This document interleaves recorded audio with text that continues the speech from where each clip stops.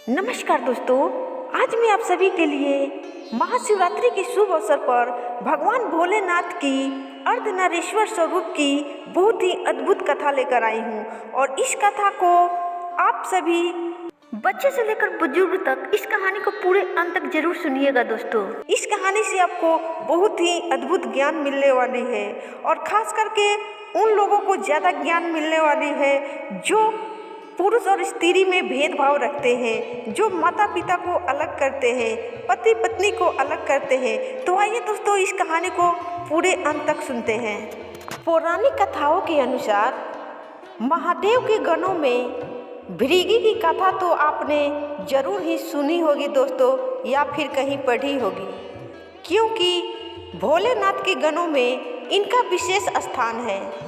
लेकिन आपको जानकर ये हैरानी होगी कि नारी की उत्पत्ति का भी श्रेय कहीं न कहीं इन्हें ही जाता है। जी हाँ, ऐसी एक कथा मिलती है दोस्तों, जो कि मैं आप सभी को आगे सुनाने वाली हूँ। जहाँ शिव जी के परम भक्त भृगि ने जब माता पार्वती और भोलेनाथ को अलग समझा तो उन्हें कैसा श्राप भोगना पड़ा। साथ ही उन्हें नारी का महत्व समझाने के लिए भोलेनाथ ने कैसी लीला रची। आइए दोस्तों, इस कहानी में आगे जानते हैं। दोस्तों, श्रृंगी महादेव के गणों में विशेष स्थान रखते हैं। कहते हैं कि जहाँ शिव होंगे वहाँ गणेश, नंदी, श्रृंगी, भृंगी, वीरभद्र का वास स्वयं ही होता है। इसलिए दोस्तों, जब भी आप पूजा करें तो शिव परिवार के साथ इन गणों को भी मन में ध्यान रखकर प्रणाम जरूर करें। भोलेनाथ और माता पार्वती के साथ उनके ये गण हमेशा साथ चलते हैं। भृंगी की खास बात यह है कि उनके 3 पैर है।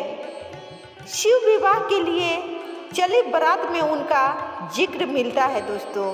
बिनुपत होय कोई बहुपत वाहु, यानी दोस्तों शिव गणों में कई बिना पैरों के थे और किसी के पास कई पैर थे।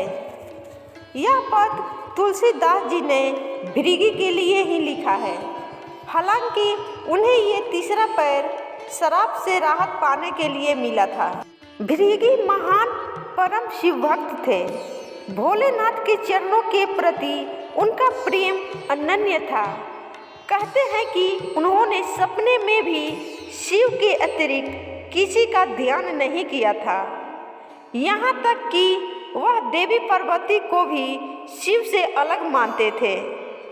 उनके मन में हमेशा शिवस्य चरणम केवलम का ही भाव रहता था। उनकी बुद्धि यह स्वीकार ही नहीं करती थी कि शिव और पार्वती में कोई भेद नहीं है। इसी के चलते एक बार भृगि ने एक अनुचित जिद की। तब उन्हें समझाने के लिए भोलेनाथ और माँ पार्वती को अर्धनारीश्वर का रूप धारण करना पड़ा। एक बार भृगि भोलेनाथ की परिक्रमा करने कैलाश पहुँचे। वहाँ हमेशा की तरह महादेव के बाईं जगह पर आदि शक्ति विराजमान थी। महादेव समाधि में थे और पार्वती चैतन्य थी। उनके नेत्र खुले थे। भृगि शिव प्रेम में मतवाले हो रहे थे। वह केवल शिव जी की परिक्रमा करना चाहते थे, क्योंकि ब्रह्मचर्य की उनकी परिभाषा अलग थी। उन्हें लगा कि पार्वती जी तो शिव जी के वामंग में विराजमान है, ऐसे में वह कैसे परिक्रमा करें। तब उन्होंने माँ पार्वती से कहा कि वह शिव जी से अलग होकर बैठे ताकि वह परिक्रमा कर सके। तब देवी पार्वती समझ गई कि यह है तो तपस्वी, लेकिन इसका ज्ञान अधूरा है। तब उन्होंने भृगि की बात को अनसुना कर दिया, लेकिन वह अपनी हठ में ही थे। बार बार माँ से हटने के लिए कहने लगे। तब माँ पार्वती ने इस पर आपत्ति जताई और कहा कि अनुचित बात बंद करो। पहले तो उन्होंने भृगि को कई तरह से समझाने की प्रकृति और पुरुष के संबंधों की व्याख्या की, वेदों का उदाहरण दिया, लेकिन भृंगी थे जो समझने को तैयार ही नहीं हो रहे थे। जब माता ने बात को अनसुना कर दिया तब भृंगी ने सर्प का रूप धारण किया और शिव जी की परिक्रमा करने लगे। सरकते हुए वह देवी पार्वती और महादेव के बीच से निकलने का यत्न करने लगे। उनकी इस धृष्टता का परिणाम हुआ कि शिव जी की समाधि भंग हो गई। उन्होंने समझ लिया कि ये मूर्ख है, पार्वती को मेरे वाम अंग पर देखकर विचलित है, वह दोनों में भेद कर रहा है। इसे सांकेतिक रूप से समझाने के लिए शिव जी ने तत्काल अर्धनारीश्वर स्वरूप धारण कर लिया। पार्वती अब उन्हीं में विलीन हो गई। शिव जी दाहिने भाग से पुरुष रूप में और बाएं भाग से स्त्री रूप में दिखने लगे। अब तो भृंगी की योजना पर पानी फिरने लगा। तब भृंगी ने चूहे का रूप धारण कर लिया और चूहे के रूप में प्रभु के अर्धनारीश्वर रूप को कुतर कर एक दूसरे से अलग करने की कोशिश में जुट गया। तब माता पार्वती ने उन्हें श्राप दिया कि हे भृंगी, तू सृष्टि के आदि नियमों का उल्लंघन कर रहा है। यदि तू मातृ शक्ति का सम्मान करने में अपनी हेठी समझता है तो अभी इसी समय तेरे शरीर से तेरी माता का अंश अलग हो जाएगा। यह श्राप सुनकर स्वयं महादेव भी व्याकुल हो उठे। भृंगी की बुद्धि भले ही हर गई थी, पर महादेव जानते थे कि इसका मतलब क्या होगा। वे जानते थे कि पार्वती के इस श्राप से भृंगी की क्या दुर्गति होगी।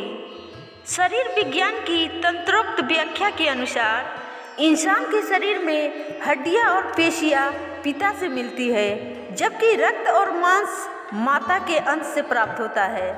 तब श्राप मिलते ही भृंगी की दुर्गति हो गई। उनके शरीर से तत्काल रक्त और मांस अलग हो गया। अब भृंगी के शरीर में बची रह गई तो सिर्फ हड्डियां और मांसपेशियां।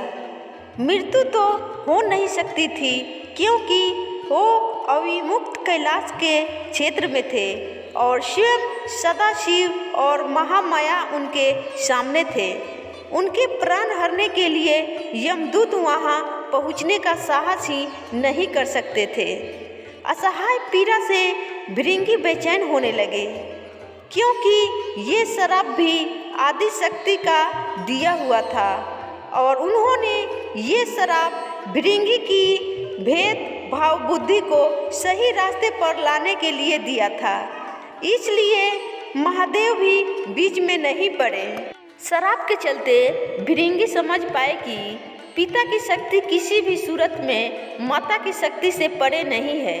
माता और पिता मिलकर ही इस शरीर का निर्माण करते हैं, इसलिए दोनों ही पूज्य हैं। इसके बाद भृंगी ने असहाय पीड़ा से तड़पते हुए माँ की पूजा की। माता तो माता होती है। उन्होंने तुरंत उन पर कृपा की और पीड़ा समाप्त कर दी। माता ने अपना श्राप वापस लेने का उपक्रम शुरू किया, लेकिन धन्य थे भक्त भृंगी। उन्होंने माता को श्राप वापस लेने से रोक दिया। भृंगी ने कहा, हे माता, मेरी पीड़ा दूर करके आपने बड़ी कृपा की है, लेकिन मुझे इसी स्वरूप में रहने दीजिए। मेरा यह स्वरूप संसार के लिए एक उदाहरण होगा। इस सृष्टि में फिर से कोई मेरी तरह भ्रम का शिकार होकर माता और पिता को एक दूसरे से अलग समझने की भूल ना करेगा। मैंने इतना अपराध किया, फिर भी आपने मेरे ऊपर अनुग्रह किया। अब मैं एक जीवंत उदाहरण बनकर सदैव आपके आसपास ही रहूँगा। भक्त की यह बात सुनकर महादेव और माता पार्वती प्रसन्न हुई। अर्धनारीश्वर स्वरूप धारण किए हुए माता पार्वती और शिव जी ने तुरंत भृंगी को अपने गणों में प्रमुख स्थान दिया। भृंगी चलने फिरने में समर्थ हो सके, इसलिए उन्होंने तीसरा पैर भी दिया। तीसरे पैर से वह अपने भार को संभालकर शिव पार्वती के साथ साथ चलते हैं। अर्धनारीश्वर भगवान ने कहा, हे भृंगी, तुम सदा हमारे साथ रहोगे। तुम्हारी उपस्थिति इस जगत को संदेश होगी कि हर जीव में जितना अंश पुरुष का है उतना ही अंश नारी का भी है। संसार को मैथुनी सृष्टि की व्यवस्था शिव जी ने ही दी है। इसके लिए उन्होंने सबसे पहले ब्रह्मा को अपना अर्धनारीश्वर स्वरूप दिखाया।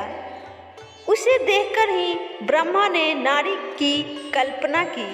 नारी और पुरुष के संयोग से सृष्टि की रचना की व्यवस्था दी, अर्थात नर नारी मिलकर सूक्ष्म ब्रह्मा की तरह सृष्टिकर्ता हो जाते हैं। लेकिन शिव ने पार्वती के साथ विवाह की व्यवस्था दी और सबसे पहला विवाह शिव जी और माता पार्वती का ही है और इनका विवाह हर साल फाल्गुन माह के कृष्ण पक्ष की चतुर्दशी तिथि के दिन पड़ती है।